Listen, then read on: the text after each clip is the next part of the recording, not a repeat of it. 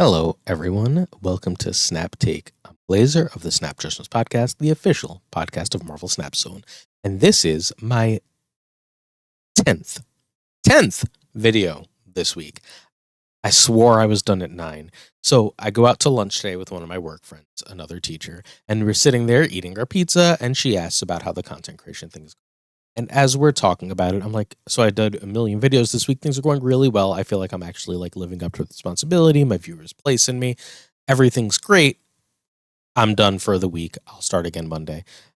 But as we're sitting there, the best player in the game, we look down, we talk about it a little earlier, has released a brand surfer deck. And he is the best player in the game. So while there's no guarantee this deck is one of the best in the game, his pedigree suggests that it very likely is. And as I tell her this, she takes one look at me and goes, we both know you're going home to make a video on this, right? You're not going to be able to feel like you let people down. And here we are. So we're going to talk about Lambie's brand new Silver Surfer stats deck, what it is, what it does, how it evolved, how we got there, all that good stuff. We're here for you. We're here to bring you the very best decks in Marvel Snap every single weekday, even when we've already done 9 videos in a week, as long as there's time, as long as we can. So before we get to the decks, I would like to ask a favor of the viewers. I don't know if favor is the right word, but it's the word we're going with because it's what came out. Everything is one take here on Snap Take. I would like you all to subscribe if you're not. We are the little guy. We work really hard to bring you the best decks, and even if we grow, I promise to continue to work as hard as I possibly can to make sure you have the best decks in the meta before everyone has noticed. That should get you extra cubes, help you get infinite, help you get those infinity tickets, etc., etc. But in return, what I'd like you to do is hit that sub button, hit that like button, leave a comment, and I'll do my best to live up to the responsibility and bring you the very best content I can. All good? About 4 weeks ago, Bounce has been overrunning the meta. You know this. You've been playing Marvel Snap. You've played that deck that goes, Kitty on Angela, Kitty on Angela, Kitty on Beast, Kitty on Angela, Kitty into Beast, free Kitty on Angela with Bishop, and then Iron Man, and there's a bajillion stats.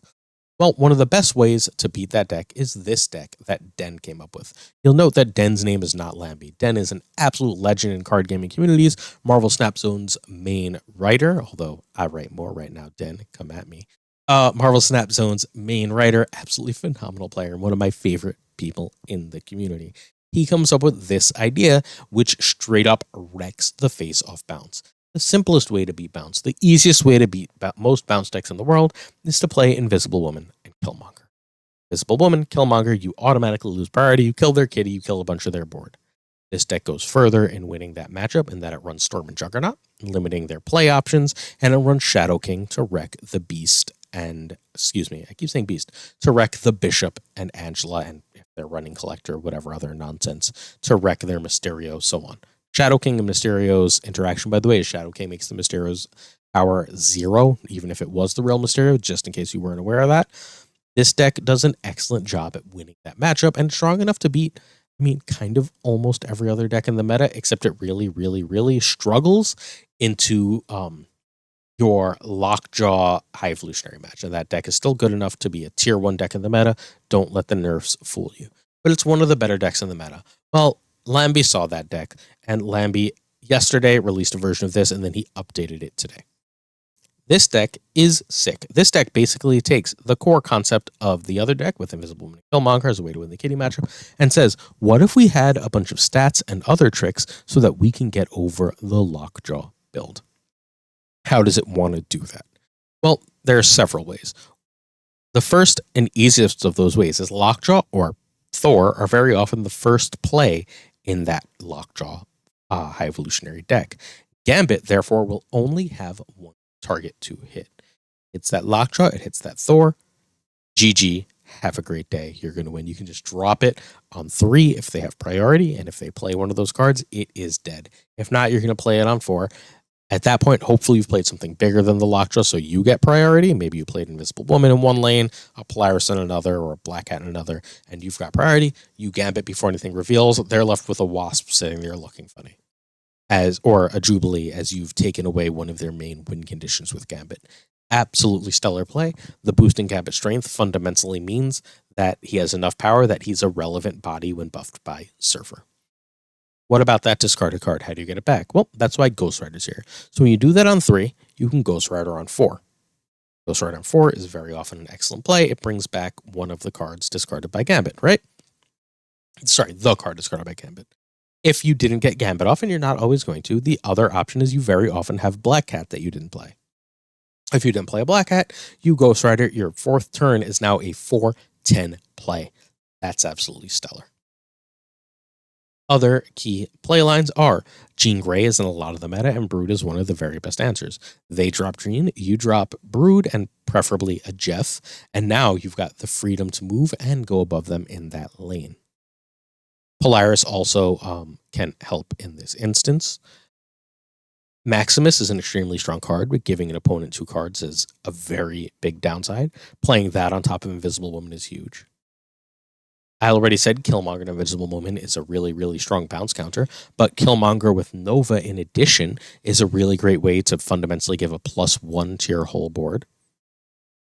That covers the high majority of the deck. Jeff is fundamentally here as a way to get into lockdown lanes. It's a good card for a lot of power. You could run Mr. Fantastic in this spot, but it's really nice on turn 5 to be able to play a 3 and a 2. A Jeff and a Gambit makes a lot of sense there. A Jeff and a Maximus, a Jeff and a top deck Black Cat, whatever. And at that point, you've got 2 cards out, and then you can still play 2 more last turn. That's the same number of 3s out on the board as just playing Sarah on turn 5. Don't feel beholden to Sarah. There's times when Sarah is the right play. There's also times when Invisible Woman and Killmonger are the right play.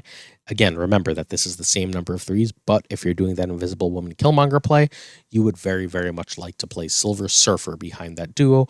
And if it's late in the game, play Gambit behind that duo, so you don't even, or play Gambit last turn as the case may be, so you don't even risk losing that card. Last thought about this deck, because I think I've actually covered every single card in it at this point. Last thought about this deck is about Polaris. Polaris is a very good card, has very good utility. Not sure Polaris is right for this deck. Nakia played on 3 or 4 is very often going to be more stats than Polaris for the rest of the game. Because you're with this deck, just extremely likely to be playing any Nakia cards that are already in your hand for at least 1 or 2 of the next turns. At that point, as long as you're playing at least 2 of those cards or just Brood alone, Nakia ends up being more stats than Polaris. And the name of this deck's game is stat. It's got Killmonger and Gambit for stat denial versus all the tools in that previous deck. Instead, it's just saying, I'm going classic Surfer. I'm going to play the biggest and most powerful 3s that I can come up with in order to rock with Surfer, to go over the top of opponents, to be able to match on points the Lockjaw deck and deny, because it's impossible to match on points, the bounce decks. This deck is extremely cool. It's extremely powerful. Going to be completely honest, despite the fact that this is Lambie's deck, I don't think it's as good as Safety Blades bounce Surfer yesterday. But I think this deck is really, really good, really strong, can compete in both Conquest and on Ladder with the very top of the meta. Welcome back, Surfer. Thanks for watching so much, everyone. Hopefully, I provided value to you, and if I did, like, sub, comment. We appreciate it. Thanks so much for watching Snap Take. See you Monday. I sure hope for another one. Peace.